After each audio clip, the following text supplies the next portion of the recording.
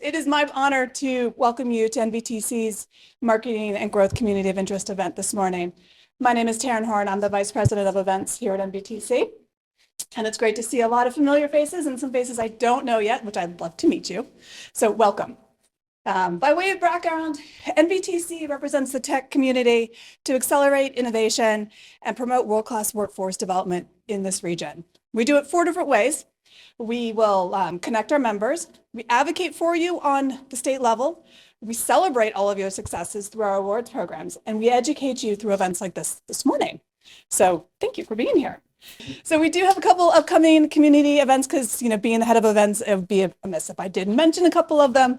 But next week, we've got a workforce community event on the future of work, navigating AI and human capital, crypto, demystified. I can't speak this morning either. Apparently I need more coffee. That's too much of a mystery. It is. So we've got some other great community events. This community will also have some events coming up. Probably I'm hearing maybe January time frame as I'm looking at Tanya for that. So I do hope to see you back for that. Awards. So I talked about the 4 things that we do. We celebrate. But I can't celebrate unless you guys apply for our awards programs. We have our Cyber Summit and Cyber 50 Awards coming up at the end of October. That content is all things cybersecurity. We've got great speakers, a great lineup for that. And we will be celebrating 50 companies, executives, and rising stars in the cyber community. Tech 100. How many of you guys are here with tech companies? All right. All of you tech companies. Nominate yourselves, nominate your executives for Tech 100. I can't celebrate and I can't highlight your companies without you guys filling out an application for it. We will announce 100 companies, executives, and rising stars. Before Tech 100, nominations close on the 10th. And then we celebrate you. We have a great big party at the Hilton McLean on December 15th. It is heavily supported by our board of directors, so you'll see all of them there. As a matter of fact, I have a board meeting right before that on property, so they will be there. It's great networking, and it's a great celebration, and we want to hear from you. We want to celebrate all of the great things that you guys are doing. So nominations do close next week, so please nominate yourselves. It's really quick, 5 questions to do that. And so I hope to see your nominations. All right, next slide, sponsors. Thank you. Thank you so much for your sponsorship, for your partnership on these events. We can't do these things without you. So thank you, Graphic, for our hospitality sponsor, for Carbine for our media sponsor, and for Refraction today for this amazing space. As a nonprofit, we can't do any of this without you guys. So thank you very much. And with that, I think I turn it over to Tanya. Yes. Hi, everyone. Can everyone hear me? I probably don't need the mic. No.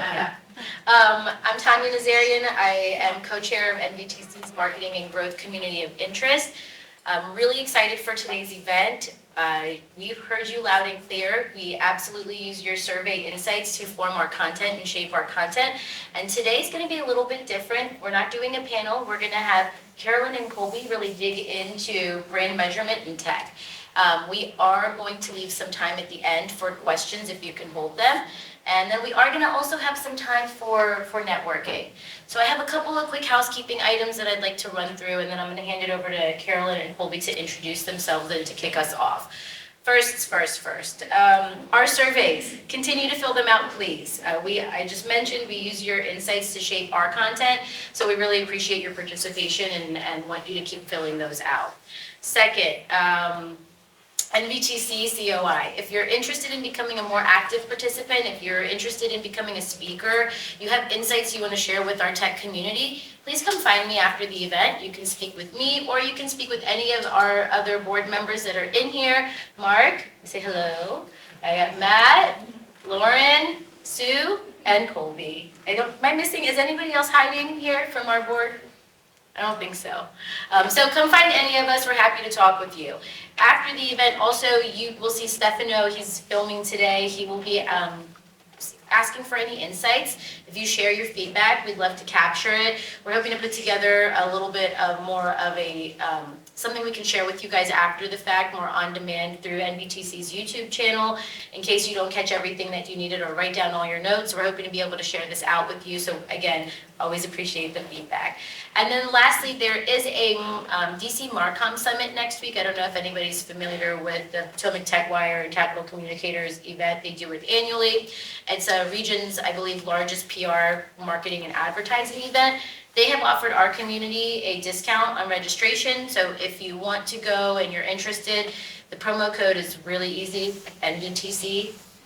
I'll repeat that, NVTC. You guys can register, it's 15% off. I think Paul Sherman was gonna join us today from the event. I don't see him yet, but if you're here and hiding in the audience, raise your hand. Well, anyways, I'm sure he'll be here by the end, and if anybody has questions, feel free. I just wanted to share that out as a benefit for our community, because who doesn't like to save 15%? I think that's it from my end of things. Well, one more hook. If you want to sponsor any of our COI events, to Taryn's point, please come let us know. Without further ado, I'm going to hand it over to what you guys really came here to hear about. And Colby and Carolyn can introduce themselves and take us through the brand talk. Thank you, Tanya. Appreciate it. Everybody hear me okay? All right, great. Just want to say thank you. You guys woke up on a Friday morning and decided to come have a session with us on something very, very important, and that's brand. So excited to dig in and chat through that. Carolyn has some amazing things that she's going to be talking through. And our hope collectively here is that it's not just a conversation about brand at the wave tops, but each of you will be able to walk away with some actionable insights, some key takeaways that you can go implement Monday morning, right? So my name's Colby Profit. I'm the CMO at a company called Carbine. We are in the public safety, emergency communications, and response space. So if you think about, God forbid, you have to call 911, the person who answers that phone is the end user of our product. We are trying to bring translation, transcription, AI-powered capabilities to an industry that's been largely underserved for a number of decades now. So really exciting space to be in.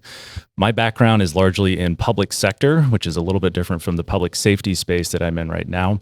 But if anyone is working to sell to DoD, sell to state, local, higher education, federal civilian agencies, you have questions that come up, hold them till the end or come chat with me afterwards. Would love to speak a little bit more about public sector marketing and go to market there. So I will be MC today, and I'm going to pass it to Carolyn to introduce herself as well. Thanks. So, hey, everybody, I'm Carolyn Ahlstrom. I'm a partner at Mosaic Group.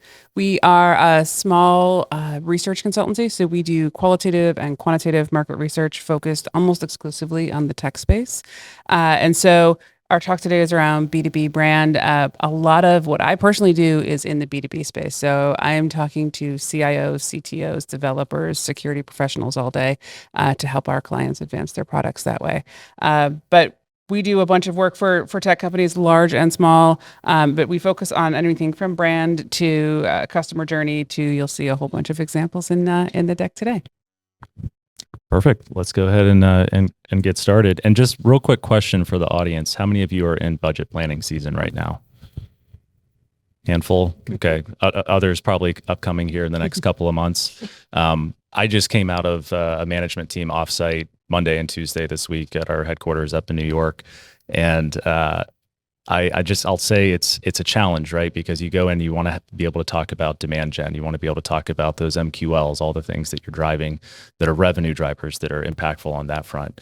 The piece that we're going to talk about today is how do you bring that same framework, that same mindset to the brand side of the conversation? Because you need to have that relevance, you need to have that credibility. So that's what we're gonna dive into now. So yeah, that sounds great. Kick us off.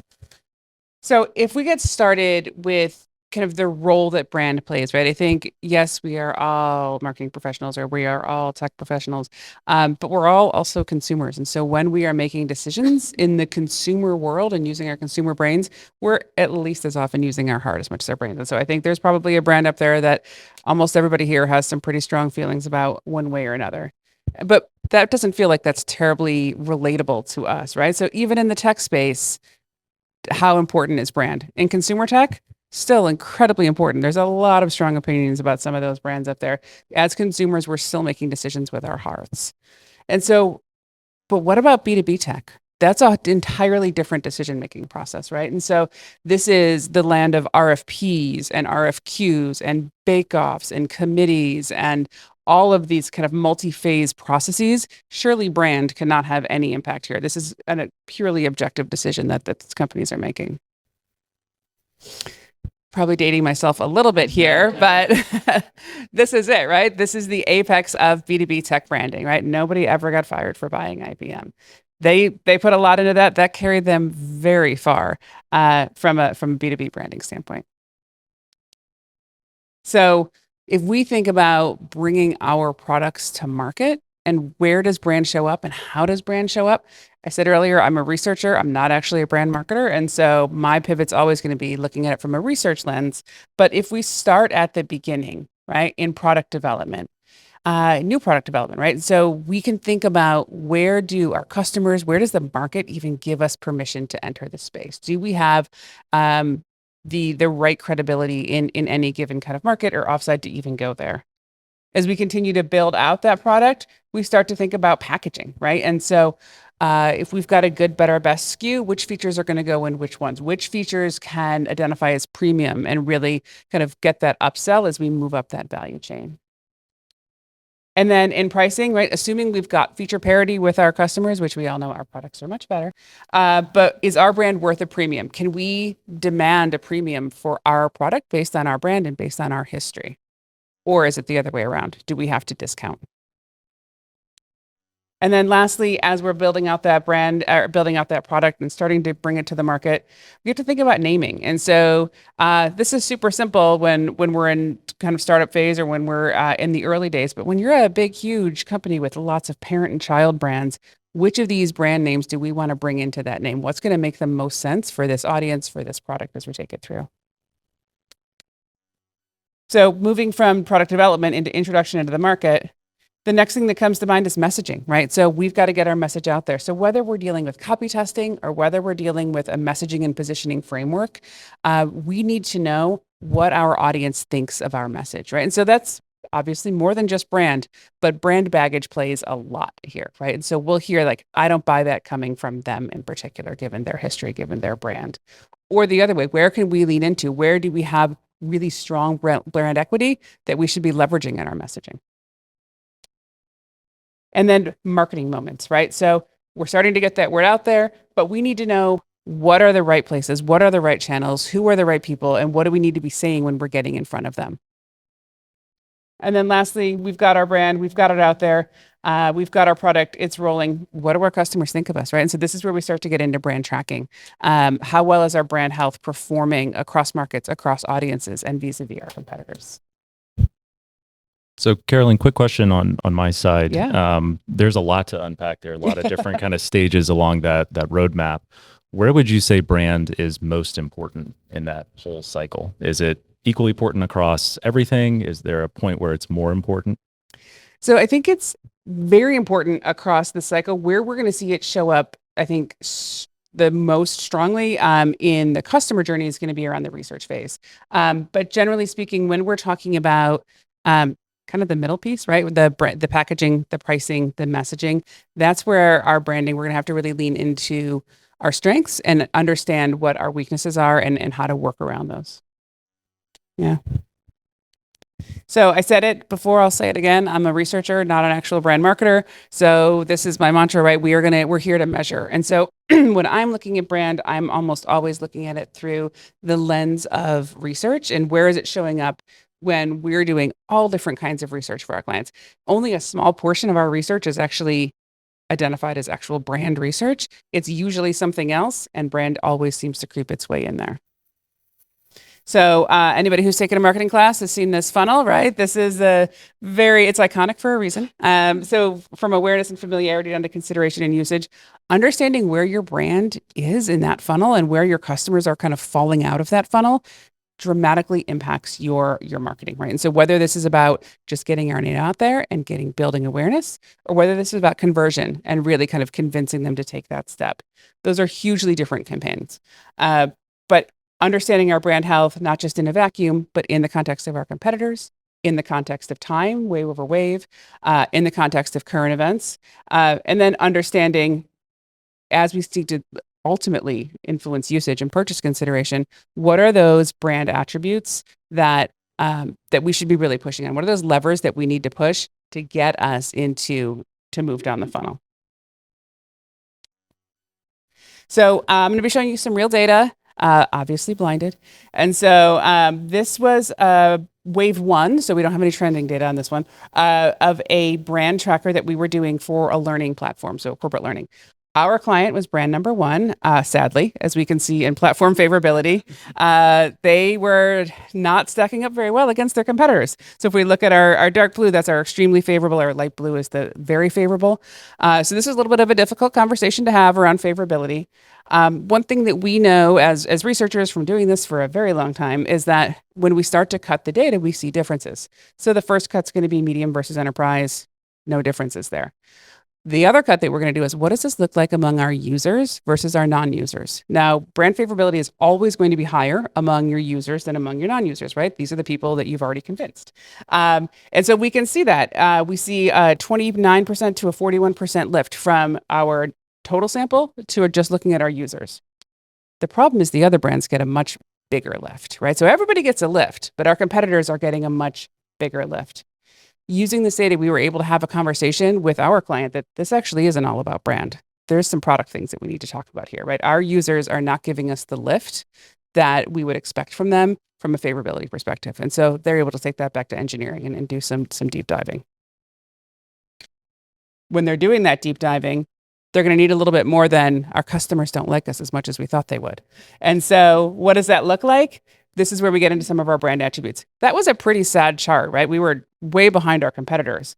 But when we look here, we can see at each of our different brand attributes, it's not like any one brand is running away with the show here, right? So our brand number one, is actually leading on an engaging experience with tools, incentives, and evaluations. It's leading not by a ton in our preferred format and plethora. There's things that we could hang our hat on here, and then also understanding where our competitors live. Another way to look at the exact same data set is with a map. And so this really starts to draw that picture of who is our brand, how does it sit in relation to the other brands, and in relation to some of those brand attributes. So in this case, I just know from the study that brand 3 is a very highly technical learning platform that would only be to like developers and deep security professionals. So that's why it's kind of sitting out on its own there. It's out on an island. But we can see where our brand is. It's right there in the mix, and we can see how other brands kind of all relate to each other. So that's a brand tracker. Brand equity studies can look very similar and take a slightly different tack, right? This tells us some of that, where can we lean into, where do we have that permission to go? And so this is actually that same company. So brand 1 was a company that had grown with a ton of mergers and acquisitions over the last 5 or 6 years. And they were really trying to figure out, our brand is widely dispersed across all of these different brand names. We should probably pare that down, and what should we lean into? And I will tell you, the folks that represented brand 1G had a very loud voice in that room, right? They really felt like their brand was the strongest. It was the tightest. And when we were showing this to the executive team, what they were able to take away is like, yeah, there's good stuff there, but that's going to be a much heavier lift than if we lean into 1B or 1C. And so understanding, and that doesn't mean that's not the right decision, but just going into that knowing that that's going to be a heavier lift to get us, whether that's on awareness, favorability, or usage. So some super interesting data points and research here. Just going back to my question earlier, if I'm a CMO or a head of, marketing, VP of marketing, what have you, and I'm going into those budget conversations with CFO, CEO, the rest of the EIOs, as I like to call them, what are some concrete metrics that I should make sure that I have ready to go that are going to help make the compelling case for additional investment in brand? It's a great point. I think a lot of it is around conversion, right? And so when we think about how do we convert from knowing my brand to liking my brand, from liking my brand to using my brand, right? That's where the rubber meets the road. And that's where we're actually going to get the spend that we're looking for. And so understanding how are those conversion metrics working? So great example, if we look at 5A, right? Starts with a 66 aided awareness, but drops to 7%. for usage, right? They've got some conversion issues. Looking at those metrics can really help us pinpoint, again, where we are in the funnel, where are we falling out of the funnel, and what do we need to do to fix that? Yep, makes sense. Perfect. One kind of wild card I'll throw out there. Who all is familiar with SEO, search engine optimization? Okay. How about AEO, answer engine optimization? Fewer hands, but still a few. Okay. Brand has a critical role to play there. It's the Wild West right now. I'm not going to claim to be an expert on AEO any more than SEO, but this is another piece where we have to bring the conversation to the executive team, to the CFO, the CEO, and everyone else, to make sure that they understand. Guess what? People are going to Gemini. People are going to ChatGPT, and they're researching there first before they're going and doing a Google search, before they're getting on the phone with an RSM or a sales director or a BDR, that sort of thing. So very much important to be proactive in bringing some of these things to the table. Yeah, absolutely. And speaking of AI, this is an entirely different data set, so not the learning platform, folks. But this was a client of ours who really wanted to be the AI leader, right? That was the position that they wanted to stake in the world. And so we did a bunch of qualitative and quantitative research to really dig into that. So our brand is brand number one. It's the kind of bright blue line. And we can see it does great on things like feels like a partner to my business, is endorsed by the community, is a responsible leader. This company has done the work, right? They have really built a solid reputation. They want to go into is a leader, an AI leader. Well, what we had coming out of this was the coaching that we had given them is, leaning into AI enabled tooling that helps people create is a space that's up for grabs. If you're trying to get into innovative and trendsetter, that's going to be a challenge. I mean, this is a company that we heard in focus groups described as the uncle that they sit at the Thanksgiving table with the kids to make sure they don't get too out of line, right? So this is a good, but that's who you want on your AI, right? If you're developing AI, you need that uncle at the table to keep you in line. And so this was a way that they could kind of pivot that leadership to kind of make it a little bit more human centric and fit into what their brand journey looks like. So that's our direct messaging, our direct research. That feels the most obviously brand. We do a ton of other research. It's not obviously brand work. So a ton of what we do is around messaging and positioning. So this could be, as I said earlier, copy testing. This could be a full messaging and positioning framework. And so we will do qualitative work where we're reviewing these things with respondents in one-on-one interviews and focus groups to understand what's working, what's not working, why, what's credible and what's not. This is where we hear about brand baggage. This is where we hear about SolarWinds. I've heard your name before. That's not a name that I'm loving right now. Or this is where we're hearing about like this is something that we can. It's a mixed reaction where some audiences feel one way, another audience may feel an entirely different way. So it helps us to be a little bit more surgical with what our messaging is and what repair work we need to do. This is what it looks like qualitative. This is what it looks like quantitative. So we can do the same thing with less color in a survey environment where they're doing highlighting. And so we can see which specific words and phrases are popping, either as positive or negative. Negative just tends to pop lower in general. We get some qualitative detail. We don't get as much of the whys here. What we get from quantitative is how is this different from audience A versus B? How is this different for US versus Germany? How is this different depending on how we do it? And then we can rank. So this one we had, I think, 4 or 5 different messages nested into each other. What's the right order, right? Those are the kinds of questions that we can answer a lot more with. So want to have a little bit more conversation around AI. Yeah. I feel like no panel discussion nowadays is complete without that. So Required. forgive me if I'm getting eye rolls right now, but everyone's claiming AI, right? Whether you're a product company, you're a services company, regardless of who you're marketing to at the end of the day, it's going to come into the conversation. There's a lot of noise that's coming with that. I see it in my industry where there's some companies that truly are innovating. They truly are leveraging AI in their product offering. And there's others who are just dropping it into buzzwords in their marketing material. How can companies leverage brand? What's the role of brand there to really stand out and set themselves apart? Yeah, that's a great question. I'm going to go, oh, no, I knew I'd use the clicker around. Go back to that spider chart. It's about trust and it's about authenticity. I had a respondent say to me, it feels like, all of his security products now have a big blue blammo sticker on them and say, not with AI, new and improved, right? Like that's everybody. And if it isn't authentic and if it isn't true to the brand and what that product is already good at, then it just falls flat. And it actually takes away from a lot of that brand equity, right? Because like, oh, these guys are just spinning a bunch of marketing speak at me. And if there's one thing the technical audiences hate, it's marketing speak. And so they're highly allergic to anything that is the best, anything that is always, anything that says, streamline or is super simple. They know nothing is like that. And so AI is right there with it, right? That they're gonna look at you with a little bit of side eye unless you can bring some evidence, unless you can bring some trust into the conversation. Whether that's data, whether that's customer stories, whether that's testimonials, those are the kinds of things that can make that a lot more credible, I think. Yeah, hard data and just be real. Yeah. Yeah. Be who you are. Don't try to be innovative if you're the uncle at the table. Sometimes I feel like I'm the uncle at the table, just saying. There's worse things. So this is one that's great when you have to talk to those C-levels about budget, right? This is the rubber meeting the road for sure. This was a client of ours, deep in the tech kind of cloud computing space, trying to understand as we moved into, in a category that we were already in, looking at evolving the product and the offering. And so our product of interest, the one that we really care about, is the one that's in navy blue. That's our product of interest. The chart on the left is our brand primary. Those are the folks who use us and love us. On the right, may have us in their stack somewhere, but they're not. We're not primary. They're not our kind of brand loyalists. So as we move the charts from left to right, this is us increasing the price of our offering to see how does that impact preference. So the price of our competitors' offering stayed the same. We're just messing with ours to find out what that price sweet spot is. And of course, we're going to see attrition in both of those, right? That share of preference drops both among our brand lovers and among our non-brand lovers.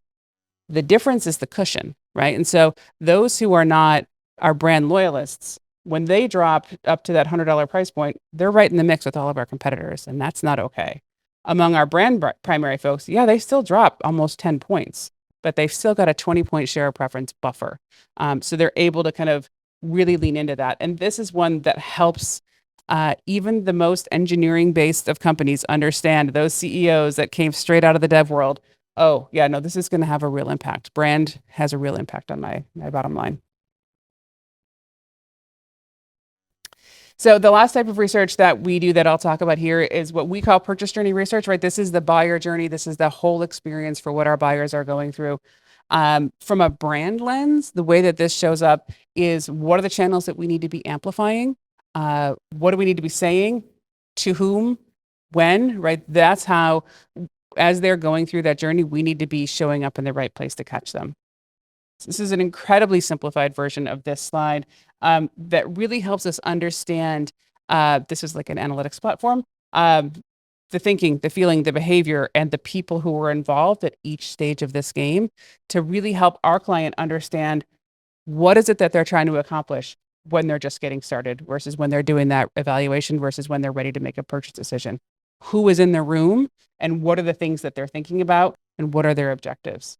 And so this is a place where brand leans into in a bunch of different ways, but in a more subtle way, I think. So the conversations that I'm in usually around brand is it's mostly viewed as a cost center, right? Mm-hmm. It's another cost that you have to have on top of all the other things that you need to be doing. What I'm hearing in this though is that brand is actually a lever that you can leverage to pull to drive premium pricing, to avoid those discount conversations when you're selling to potential customers. Am I hearing that correctly? Absolutely, yeah. It's all about trust, and I think where it shows up the most strongly, at least in this journey, is going to be in that research phase, right? And so, I don't know who cooks in the audience here, but if you cook, you know that if you burn the garlic, there's no fixing the sauce. You've got to throw it out, you got to wash the pan, and you got to start over again, right? So if you're not in it at that research conversation, you're not going to be able to make that up in the implementation or in the purchase decision conversation. That ship has sailed. And so getting in there early is important. And that's where these decisions are starting to get made as people start to kind of shorten their list. So I know we talked a little bit about it being planning season and what should I be budgeting and what should that look like? Measuring my brand, measuring anything is highly subjective, right? It's going to depend, of course, it depends. It depends on the scarcity of your audience, right? Are we talking about just, IT decision makers and mid-market companies? Great. Are we talking about developers on a specific cloud with a specific language? That's going to be harder to find. Our sample sizes, our interview length, whether or not we've got advanced analytics and modeling. These are projects that are actively on mine and my team's plate right now that we're working through. And so it can be as little as $45,000 if we're talking to some IDIs, in-depth interviews, some one-on-one with enterprises. This is a great place to start. It doesn't need to be a 6-figure, 7-figure marketing budget. Just hearing directly from the customers in the customer's voice is incredibly powerful. But if we do have lots of 6 figures, we can absolutely get into a multi-wave, multi-market brand tracker with developers, right? That's going to be a much bigger investment. Excellent. We're going to open it up to Q&A here in just a second. I had one more question on my side. This is a marathon, right? There's a lot of moving pieces, a lot of components to it. From your perspective, Carolyn, what's the one brand lever that marketers and PR folks and brand folks should think about that's going to help speed up the process in terms of the buying cycle? So Yeah. is there one that stands out there? All of them, of course, right? And it depends, right? Those are just kind of spin the wheel of pat answers. But I think the conversion that we spoke about earlier is really important. And I think just hearing from customers, I mean, even when we're doing these huge brand trackers and quant, we will include some open-ended questions because inevitably there are folks in the room that say, that's not true. They just don't know. And when you can see a verbatim quote from a customer, this was my experience. This is how I think about this. It just brings it to life. It brings everybody right down very quickly. So having data does not have to look like charts and tables and models. Data can very much be verbatim quotes, but it comes down to that conversion. That's how we get that's where that purchase decision is made. That's where we keep them from falling out of the funnel. Yeah. Makes sense. Excellent. Thank you so much for walking you. everybody through this. This has been very insightful.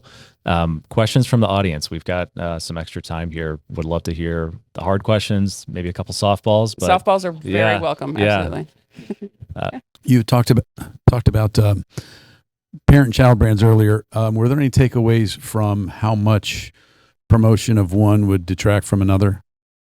Yeah, cannibalism is a huge thing, right? When we do that in some of the brand tracking, we do that a ton when we're doing some of that pricing and packaging work. And when we are doing kind of choice modeling, where we're saying, well, if these are the 3 brands on the shelf, metaphorical shelf, what does that look like? Now, if I put 2 of my child brands on there, who's eating whose lunch?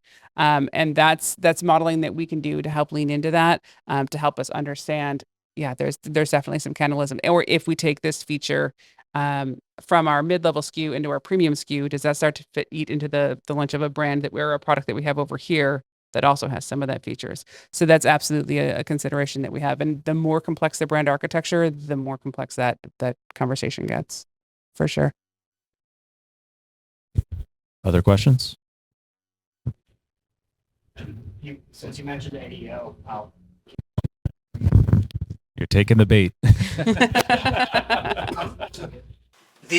How much have you seen AI and AEO impact not only brand equity and perceptions around it, but also the shelf life of the branding and the brand equity? Be it either getting to positive brand equity or negative brand equity? Is that get shorter, longer? What's that impact been?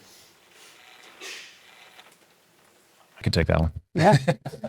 So I would say when it comes to AEO, the biggest challenge is that it's always changing, right? So I've done some experiments on my own. I'm also talking to a number of third-party agencies and tools, not to name drop, but Profound and Scrunch are 2 vendors I'm in conversations with now that are providing you essentially an AEO visibility score. So you can get a blended metric of SEO and AEO, and you can look at them individually as well. But you could have a really good score on a Monday, and by the time Friday rolls around, depending on what your competitors are doing from a content development standpoint, customer references, all these different moving pieces, your score may not be so great by the time Friday rolls around. So it's this challenge of, okay, is it more content? Is the pressure to do more with less? Is that going to continue to and put you in a better place perspective and a credibility perspective. I don't think that's always the case. There comes a point where it just becomes more noise, but we're really at this inflection point where we're not just marketing to people anymore. We're marketing to literally to the LLMs to try to make sure that we show up as much as possible in the right places. My best advice is going to be stay tight with your sales team, stay tight with your customer success team, because they're going to have the insights firsthand from the customers on what are the questions, what are the objections.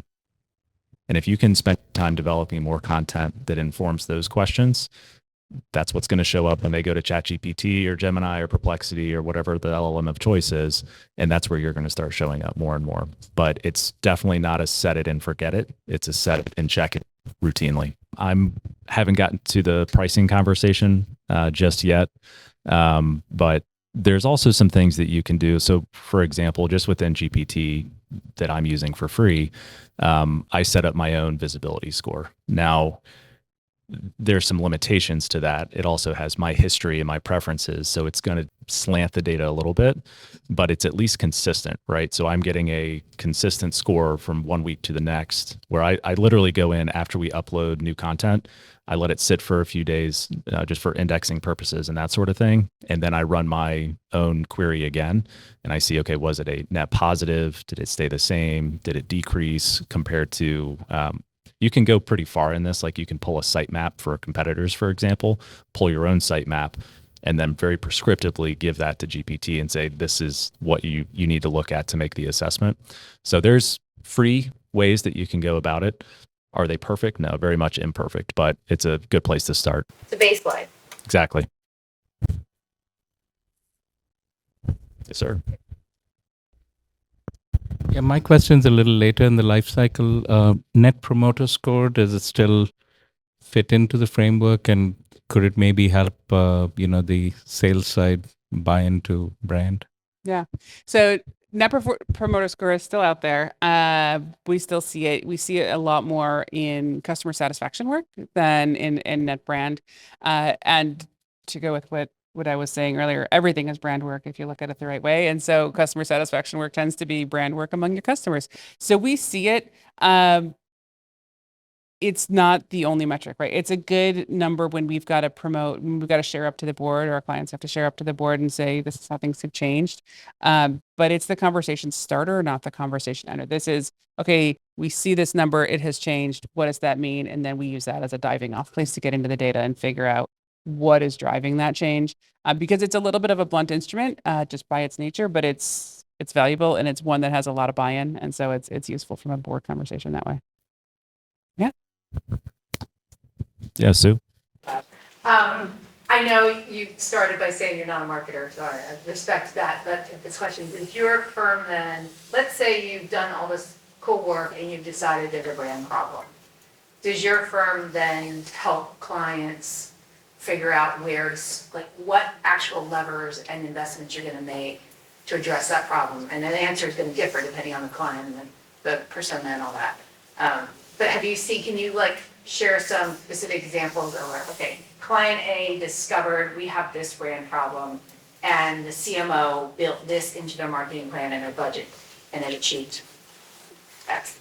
That's a little bit past the handoff for us. And so what we will do is we'll say, here's the problem, here's the audience where the problem exists, here's what they're saying about it. And then typically at that point, our clients will have brought in a branding agency. And then we'll work with them to say, here's the specific thing that we need to focus on. And then very often it's a partnership where they'll say, okay, here's 3 different ways we could tackle that. Let's go test these and see which of these is going to kind of plug that hole the best way. So then we'll work with them on the research side of that and come back, and then they do the evolution. And then media mix modeling is where I stay far, far away. And Sue, if you want a better brand answer, Hal Swetnam is behind you, and you can talk to him after the event. All right. Yeah, Laura. Can you talk a little bit about the cadence of this research? So is it something that is kind of being done in the background all the time on an ongoing basis? Or do you have recommendations around, let's say you launch a new brand, kind of assuming that you did some benchmarking beforehand, how long do you wait before you retest or do another study? Yeah, That's a great question. Having it running in the background always sounds like a better idea than it is in practice, because it's like, oh, we'll catch it when that big thing happens and we'll be able to divide the data. The problem happens with the amount of sample management that has to happen, and that you've got to have very balanced quotas week to week, month to month, to whatever that kind of unit of analysis becomes. That gets really expensive. And so what we have found is it depends, but it's going to depend on what your product is, right? And so something that is big and B2B tends not to move very quickly, right? So HRIS software isn't going to be a market that you need to measure more than once a year. If for a new evolving category around AI, you're going to want to measure that a little bit more frequently. And so we might even just do smaller sample sizes, or do a big wave once every other quarter, and then a smaller wave on the off quarters for pulses to kind of just keep an eye on it. So yeah, it depends. And that's going to be also budget and real world, right? Like nobody has infinite budgets to be able to do it the perfect way. Thank you. So this is probably going to be another question that can be answered with it depends, right? But from return on investment perspective, what social media platforms do you find yourself working the most for your brands right now? I'll give you an answer from the lens of public safety with a little bit of public sector as well. LinkedIn is where we are spending the most from a paid programmatic perspective right now. I also don't know how much longer that's going to be true, because it's getting incredibly, incredibly noisy. I went from, just using myself as an example here, checking my LinkedIn messages to completely ignoring them, because all I get now are vendor pitches on, here's a great new AI tool. So it's becoming more and more noisy. I think you have to do some measurement, some baselining, look at what's the conversion rate for, if you're spending X thousand per month across, 4 different channels. Well, what kind of conversion rates are you actually seeing? Are you seeing good quality leads that are coming into the funnel as a result of that? If it's working, great, do more of it. But I think for us personally right now, like for next year, I don't see that we're going to spend a lot more on paid programmatic across, your 4 major, channels there. I think we're looking more for strategic partners who have a good brand themselves inside of the space, where we know that the readers are going there. They command that audience. That is probably going to be a far more effective investment for us. So it's not going away, but we're watching closely to see, is it really going to be effective moving forward? Yeah. Hi, I just have a question about when you're thinking, what you talked earlier about just positioning for a brand tech company. And if you're trying to transition from that like legacy perception and you want to be authentic and you want to move into that sort of more modern space from a messaging perspective, what have you seen outside of, trust and authenticity that has worked well for maybe some of your clients, and any just general tips on how to make that migration? Yeah, that's a $1 million+ question. That's I think, you said not to say the authenticity and trust. I think it's just acknowledging where you are, right? To just say, like, this is who we are, this is our history, and this is where we're going.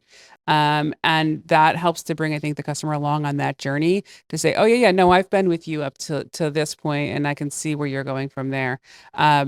That has been a big part of it. And then I think the other thing is just putting up the goods, right? And so we've seen that with, like Microsoft, for example, when Satya came in, like that, it took a bit for that ship to change. But then people started to say, oh, this is a different company with Satya at the helm. And so those are the kinds of things that help to have, it's not just all marketing and messaging, you have to have the goods as well. I don't know if we've got a thought there. Got one over here in the back. When you're looking at measuring brands, I'm curious if you see differences either in the input or output side when looking at companies that are doing physical solutions, digital solutions, or people services, in terms of how much those brands change, how people perceive them. Like, do you treat it differently based on what kind of fundamental type of product they're offering? No. The fundamental measurement strategy tends to stay the same. So we've got cloud providers, we've got processor creators, we've got laptop manufacturers, OEMs, and the general structure and strategy stays the same. I think what gets a little bit more complicated is teasing out what part of the customer experience our clients are actually responsible for. Right. And so if you're a processor, for example, they've got a ton that they've got to figure out that is how much of this is processor versus how much of this is all of the other components that goes into compute.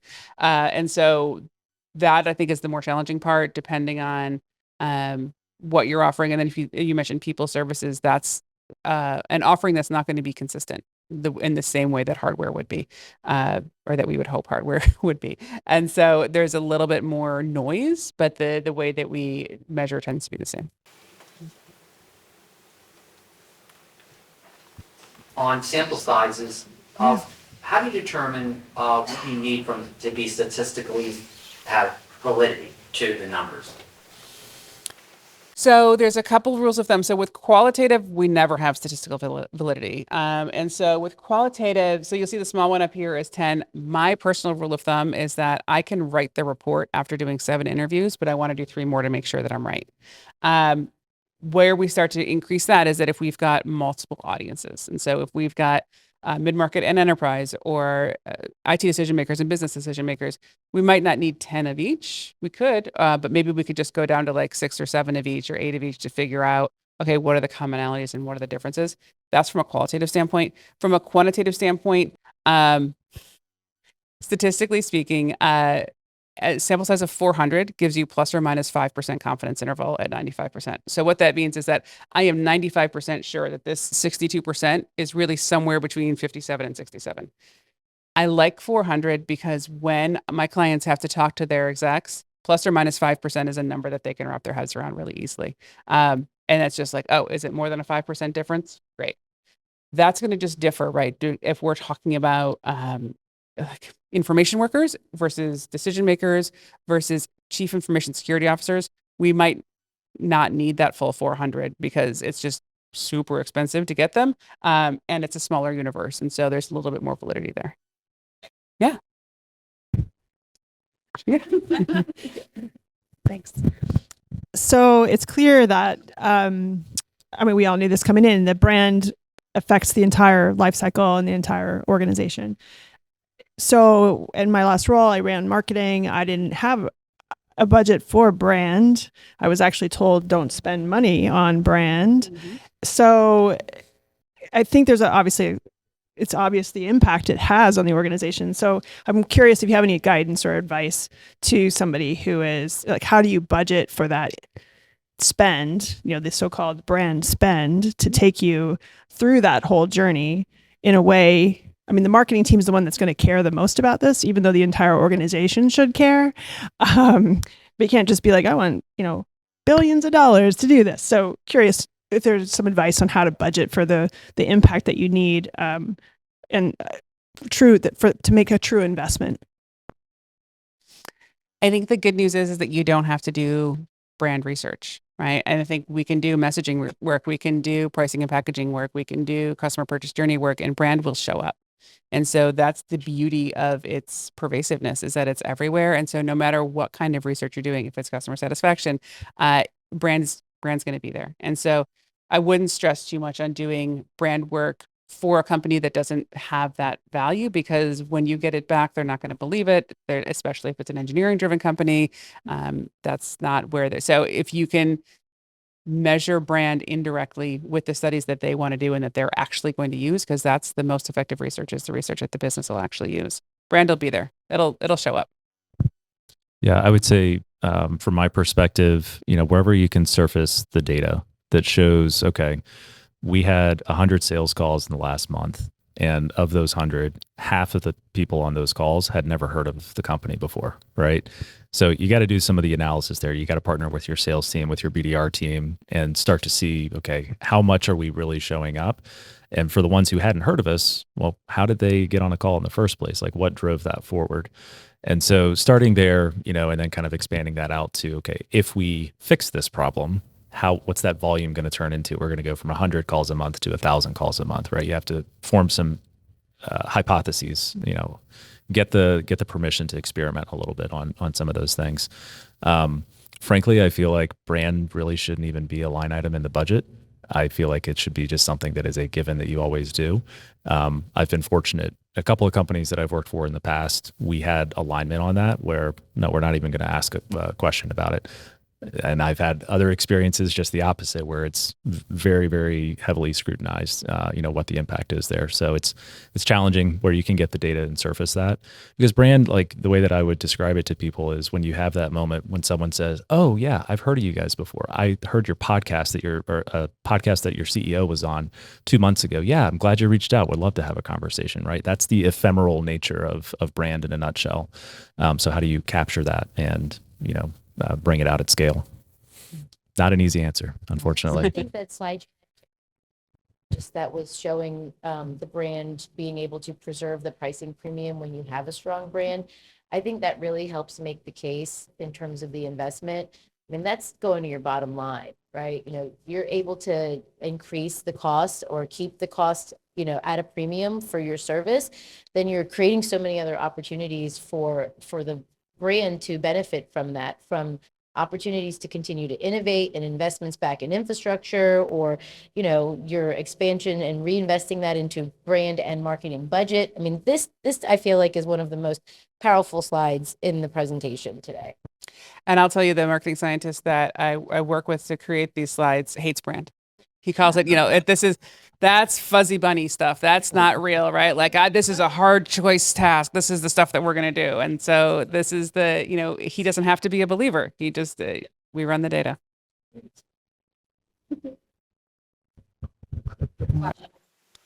So what basically you're discussing is mainly focusing on companies that possibly, mid-sized to larger, but when a startup comes into the picture, right? Like, I don't have the budget to spend, right? And what techniques or more, ready reports that you can hand it for a minimal price to support that company to avoid at least not getting to a point that needs to spend so much money rather than just kind of keep consulting and having some services in. I mean, startup company is just like, you're always thinking, okay, am I doing it right? I did my research. What am I missing? Yeah. I think Colby nailed it earlier with just staying tight with the sales team, right? They won't admit it, but they're market researchers too, right? They're out there talking to the customers and hearing what the questions are, understanding what the objections are that they need to overcome. And they're a great source for data. And, even if you've got folks internally who can, or maybe not on the sales team, who can call and do a little bit of win-loss research. Hey, what was it about, our sales engagement that really helped? Or on the loss side, customers are usually very willing to do that, to say like, hey, I'd love to understand a little bit more about why we didn't win this bid. Help me walk me through that. And that can be a great source for data as well. Yeah, I would say the main thing that I see startups miss is they're not focused on product marketing. They're not focused on content development, content strategy. I think I mentioned it earlier today. We're in this world now where you're not just marketing to humans at the end of the day, you're marketing to the LLMs. And so if you have a good schema on your website, you have listicles and FAQs, and you've structured your content in such a way that it's going to be easy for the GPTs of the world to pick up that content, you're going to surface there. So if you make any investment, invest in, a contractor or a product marketer, someone who can really focus in on your content strategy and building that out. That doesn't have to be a, super expensive investment at the end of the day. It's usually headcount. What I would say you shouldn't do is use GPT to develop all your content, because AI generated content does not perform well within the LLMs, ironically. Thankfully, from my perspective. So yeah, product marketing, I think, is one of the main areas I would say you should focus on. Hi, thank you for speaking. This has been very helpful. Could you speak in terms of like the space I'm in, a new brand, and how could you offer guidance on pricing? It's a very kind of cryptography. It's a very security product certification. It's a competitive space, and things are kept very quiet. You have a new brand coming out. can you just speak to something on pricing or just some guidance on how to look towards that? I don't think I have a great answer here. If you have one, take it. If not, I can give a subpar answer. I'll share what I usually see. Again, working primarily with startups here. Conversation generally goes something like this when it comes to the pricing conversation. Well, how much money do you have? And that obviously is not the path that you want to go down.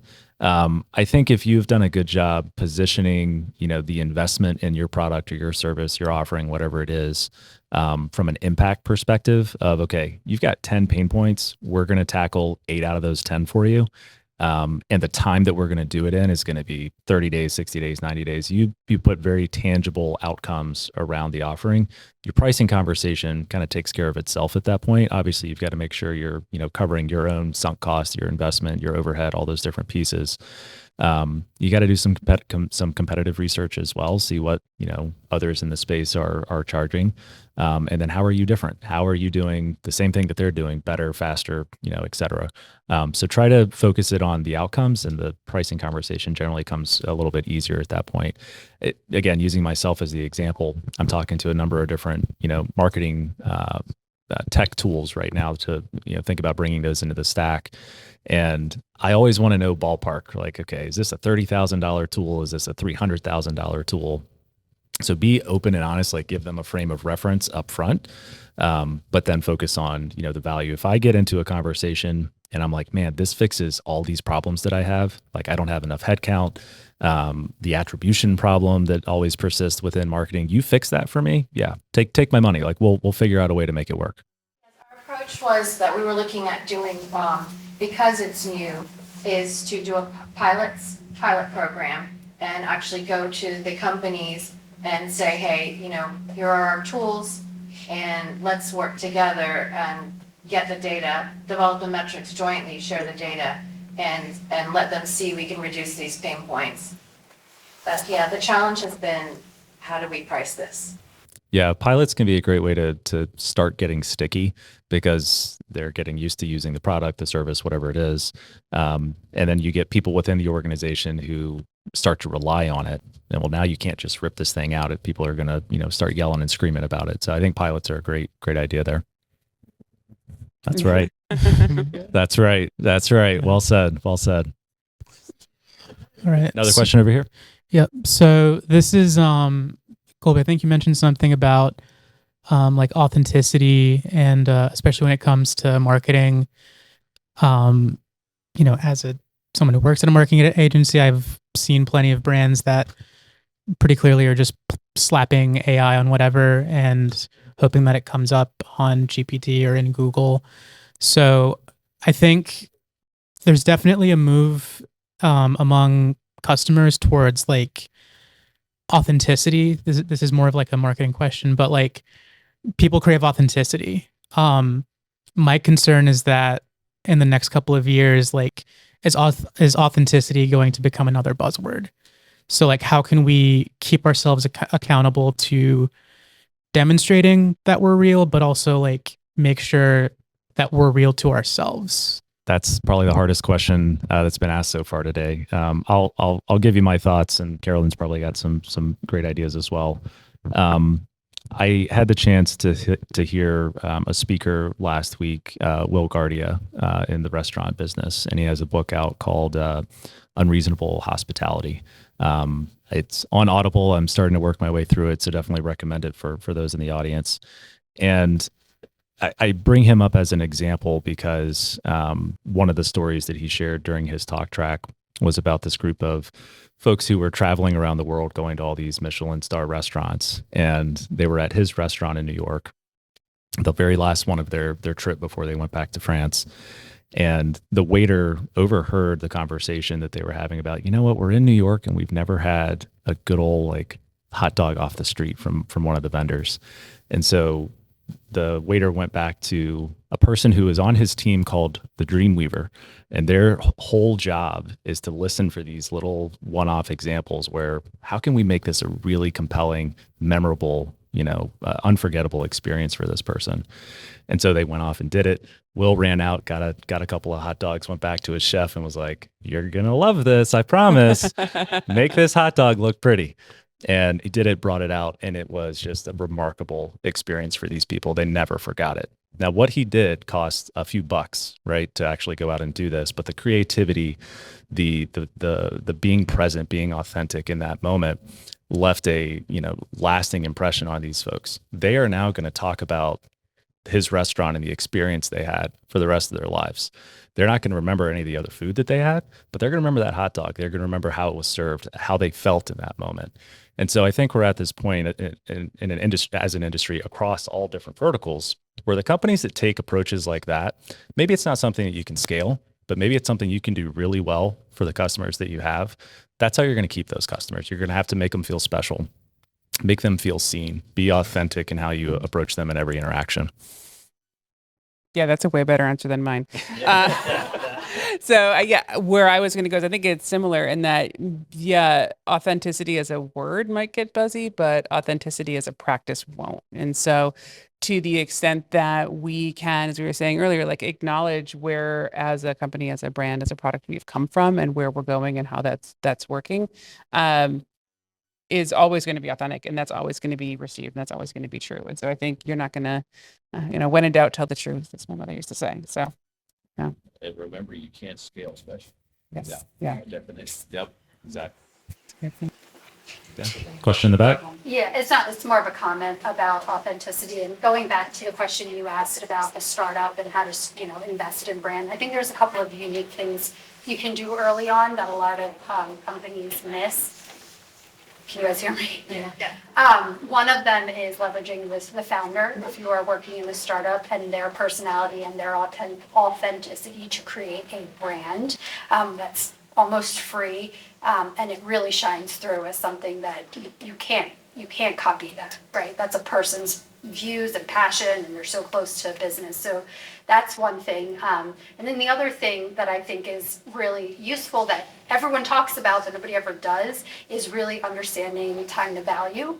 And it's really hard to do once you have lots of customers, because now there are so many other things that you need to take care of and scale. But if you can work with your early customers and really nail down that value that they're seeing and stay close to them and understand when's their first aha moment, when was it that they realized, like, yes, I'm going to renew when my renewal comes up. I think those types of things are really, really important later on, and it's easier to do early on. Other questions from the audience? Sue? Yeah. And so we do ask a CMO interview every month. And I interviewed a CMO who uses the term brandquisition. And it's spin, but it's effective, because you're tying brand with demand. And it's worked really well for her in terms of getting wherever she needs to get to buy into her budget to appreciate that everything we do has a component of brand and a component of acquisition, and it's helped bring brand into the conversation but not sound so fluffy. That's great. I would love it if, Carolyn, maybe if you go back to that budget slide at the end, if maybe you could help, if there's a difference between when you get to these different levels, if there are different deliverables that you can expect in coming out of the report. You mentioned I can write my report in 7 interviews, but I need 10 to make sure I'm right. Like at these different levels, what are the outputs that marketers can then take back to C-suite to get that buy-in on budget? Do we all want to say it together? It depends. It's one of the things that, as a bit of a sales and Mosaic Group pitches a pride ourselves on, is that we're fully custom. So we don't have branded solutions that we're going to give you. And so it's going to depend on the conversations that we have with our client about what's going to be most meaningful to them. Sometimes it's a sizzle reel from focus groups that can show, real live customers. Sometimes it's data and it's Excel-based models where we can do simulations. If we move this feature up here, then this is going to increase our demand gen there. And so it's going to depend on the company, and it's going to depend on the what makes sense for their exec team and kind of what they can buy into. But it does run the gamut of like tabletop tents for the lunchroom of different segmentation personas through, PowerPoint decks and everything in between. Any other questions?